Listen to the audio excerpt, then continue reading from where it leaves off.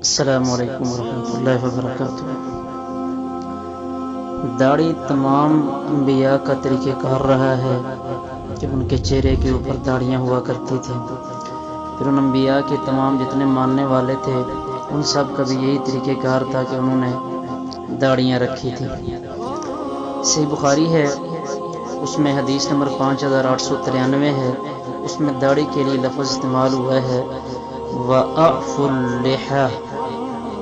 کہ داڑھیوں کو بڑھاؤ۔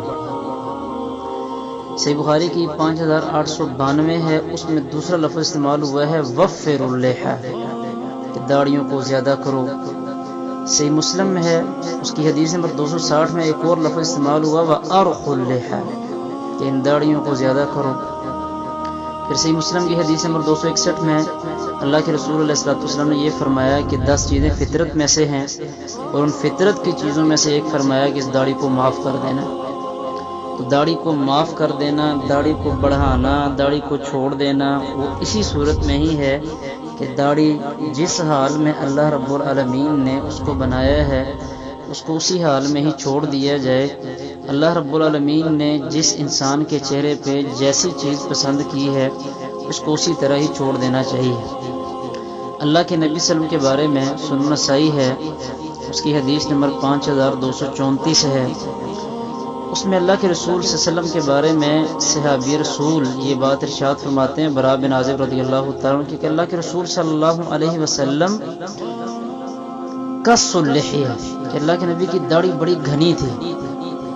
تو لہذا گھنی داڑھی رکھنا، زیادہ بڑی داڑھی رکھنا یہ اللہ کے رسول صلی اللہ علیہ وسلم کا طریقہ کار ہے۔ البتہ داڑھی کا کاٹنا کہ انسان اپنی داڑھی کو پکڑے پھر ایک ہاتھ سے جو زیادہ نیچے ہو اس کو کاٹ دے، ایک تو روایت اللہ کے نبی صلی اللہ علیہ وسلم کے بارے میں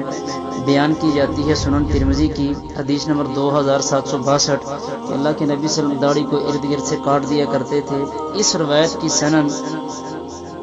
سخت ضعیف ہے، اور اس کی سند میں عمر بن ہارون راوی ہے جو کہ متروک ہے۔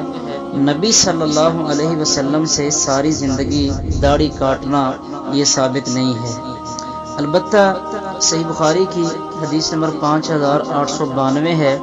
جس میں عبداللہ بن عمر رضی اللہ تعالیٰ عنہ کے متعلق آتا ہے کہ جب وہ حج یا عمرہ کرتے تھے اپنی داڑھی کو پکڑتے تھے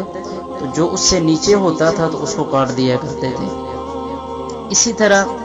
مصنف ابن ابی شیبہ میں حدیث نمبر 25993 ہے، بالکل صحیح سند کے ساتھ ہے۔ منصور بن المعتمر کہتے ہیں کہ میں نے عطا بن ابی رباح رحمۃ اللہ علیہ کو یہ فرماتے ہوئے سنا کہ عطا بن ابی رباح کہتے تھے کہ کانوا یحبون ان یعفوا اللحیہ، کہ وہ یہ پسند کرتے تھے کہ داڑھی کو معاف کر دیا جائے سوائے حج اور عمرے کے، یعنی حج اور عمرے میں کاٹتے تھے۔ اب کانوا یحبون سے مراد یا تو صحابہ کرام ہیں یا عطا بن ابی رباح کے دور میں جو باقی تابعین تھے ان کی طرف اشارہ ہے۔ تو بہرحال صحابہ کرام میں سے بعض کا عبداللہ بن عمر رضی اللہ تعالیٰ عنہ کا یا کسی اور کا جو طرح عطا بن ابی رباح فرما رہے ہیں تو یہ بھی حج اور عمرے کے اندر ہے کہ حج اور عمرے کے اندر اپنی داڑھی کو کاٹا کرتے تھے، لہٰذا اس کو عام حالات پہ محمول نہیں کرنا چاہیے۔ ہاں اگر کوئی بندہ صحابہ کرام کے اس عمل کو سامنے رکھ کے حج اور عمرے میں جا کے اگر وہ بندہ اپنی داڑھی کاٹتا ہے اور وہ بندہ صرف اپنی خواہش کے لیے نہیں، اپنے دل کو خوش کرنے کے لیے نہیں،